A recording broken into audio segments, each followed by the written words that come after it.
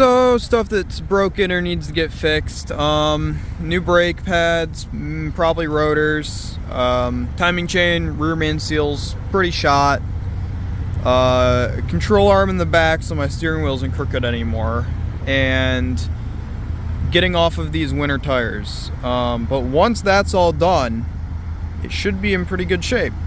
I want to get it cleaned up. It's looking pretty dirty even after it washes. It has just this stuff all over it, so it definitely needs to get brought back into shape, but I think it's getting close.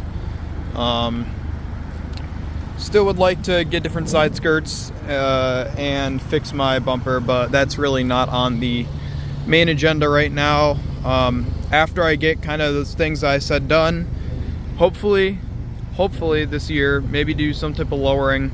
I don't really want to just go for springs. I'd want to get a decent set of coils, but I don't really know yet. And then maybe sway bars, but probably not. But just a little bit lower, a little bit nicer, a little bit faster.